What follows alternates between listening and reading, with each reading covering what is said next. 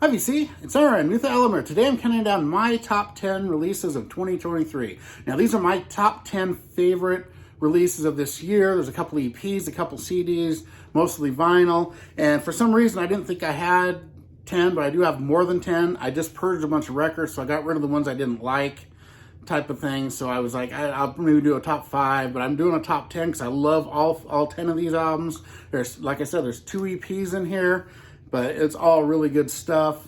And, I just think this year was kind of, like the 10 here I love, and I'm sure there's a couple other really good releases, but overall I thought it was kind of a weak year for music. But I do have a bad habit of buying more reissues or re-releases and stuff of older albums instead of the new stuff because I don't buy online. I very rarely buy something online. Sometimes if it's a pre-order, I'll do it. But very rarely, and so if I don't see it in the stores, I don't pick it up for a year or two. So that's why I don't have a lot of new releases from this year, unless someone sends it to me VCLT, which there's a few in here. And it was a good year, and all these 10 I love. So I'm starting out with number 10, Queens of the Stone Age, End Times New Roman. Really great album by Josh Homme and the band, and of course they change the lineup every album. I really love the rated R and songs for the deaf the best, like most people, but this is a good solid outing from them. It took me a while to really get into this record, but now I really like it a lot. Negative Space is a great song. There's really good stuff on here. They're always really solid. So number 10, Queens of the Stone Age. And number 9, I've got Ghost with Phantomime. Really good covers EP, and I like this way better than I thought I would. I really love their cover of the Iron Maiden song Phantom of the Opera. It's really good on here. And of course, We Don't Need Another Hero, the Tina Turner song. They totally made it their own. Really cool version. Love that. It's a solid EP here. Love that. Okay, at number 8. Now this is from a VC member. And this is from Josh Keats, Warrior in the Clouds, Part 2 at number 8. Really great, all instrumental EP. Now, if this was combined with his Warrior in the Clouds Part 1, which came out last year, it would have been in my top 3. But it's an all instrumental EP. I had to put it somewhere. Number 8, Josh Keats. I will leave a link to his channel. Go check him out. He's an awesome guitarist, great guy. And this is a really good EP here. I love it. My favorite song here is Torture Chamber, but I like every song on it. A lot of different influences, a lot of great guitar work. He even plays a little harmonica, which is surprising. But Josh Keats, awesome guitarist, and great EP from him. So there's number 8. Number 7. Now this is my favorite blues release of the year, and it was a VCLT from my great friend Gary at Physical Format Rock and Roll. And it's Ali Venable with Real Gone. Really good album here. I need to find this on vinyl because I listen to vinyl a lot more. I had it in my car for a while, and it didn't leave my car for a few weeks. And she's a great guitarist, really good singer, great songwriter, and the songs are really memorable on this. Really good. My favorite blues release of the year, Ali Venable, number 8. Thank you, Gary. At number 7. That was number 7, sorry. Ali Venable, number 7. Number 6. This is a VCLT from my great friend JC from the flip side. This is The Last in Line with Jericho. Now, this is a couple of the guys that were in the original Dio band. It's got Vinny Appice and Vivian Campbell, who play drums and guitar respectively. Great musicians. And Phil Suzanne on the bass. And I think his name is Mark Freeman on the vocals. Pretty good singer. That's the weakest point for me, is the vocals are good, but it's nothing like Ronnie James Dio. But this is an awesome album. It's like old 80s metal. Love it. Every song's good on it. Really good album. Great release from Last in Line. Okay, up to the top 5. This is another VCLT from Gary. And this is Burning Witches with the Dark Tower. This is an all-female metal band, and they're just shredders. I love this album. Just so good. They're great musicians. Killer singing. It's like great power metal. Love this album at number 5. So this is my number 5 of the year. At number 4, I just got this from my good friend Todd Guy, and I've heard it a few times now, and I love it. It's actually one of my top 3 albums by this band already.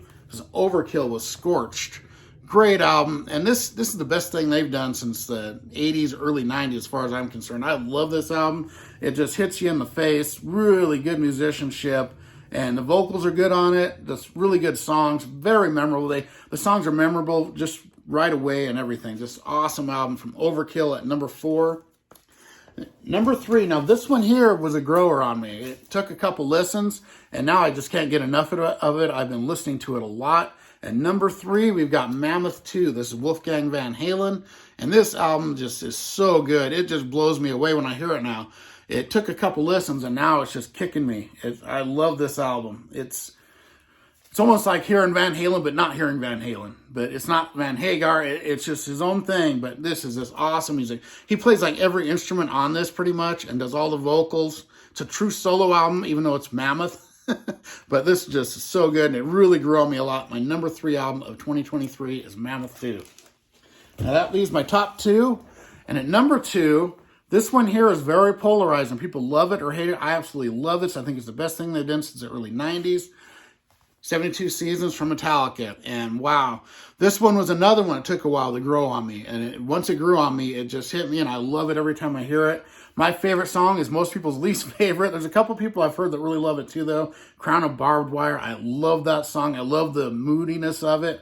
Just so good. But Lux Eterna is awesome. Of course, Emirata is great. Oh, man. This one gets better every time I hear it, and it still does that to me. Even though I've heard it a couple dozen times, I still love it more every time I hear it. It's one of those that just keeps growing and growing on you. So at number 2, we have 72 Seasons from Metallica.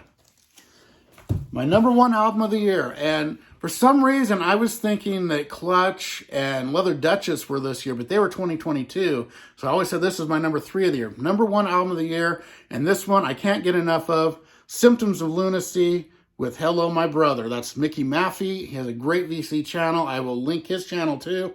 And this album, I had it in my car when I first had it for like 2 months. Didn't stop listening till I took it out. And just a few weeks ago, I put it back in, and it was even better hearing it. It's like, oh my God, every song on it. And I think the best song of the whole year by anybody is When the Bombs Come Down. That song blows me away. It wasn't my favorite song on here when I first heard it, but now it's my favorite. I love it. Little Bugs was my favorite right when I first got into it, but I still love that one. But Hello My Brother has a very Hendrix feel to it. That song does. Groundhog Day, the final song, is just really grew on me a lot too. Every song I love on this, and it gets better every time I hear it too. Mickey Mafi with Symptoms of Lunacy. That's his band. And Hello My Brother, number 1 album of the year. Not even close. I like this better than anything, and it's not close. So there we go. Number 1, Symptoms of Lunacy, Mickey Mafi with Hello My Brother. Number 2, we have Metallica with 72 Seasons. At number 3, we have Mammoth 2.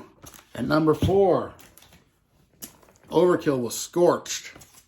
Number 5, Burning Witches with The Dark Tower. Number 6, Last in Line with Jericho. Number 7, Ali Venable, Real Gone. Number 8, Josh Keach, Warrior in the Clouds Part 2. Number 9, Ghost with Phantomime. And at number 10, Queens of the Stone Age, End Times, New Roman. So there we go, everyone. I will be back. I'm working on my vinyl tag video. It'll be out in a day or two. Hopefully, maybe not, maybe early next week. I will see you next time. And go check out Josh Keach and Mickey Mafi. I will link both their channels. Both awesome. See you later. Have a good one, VC.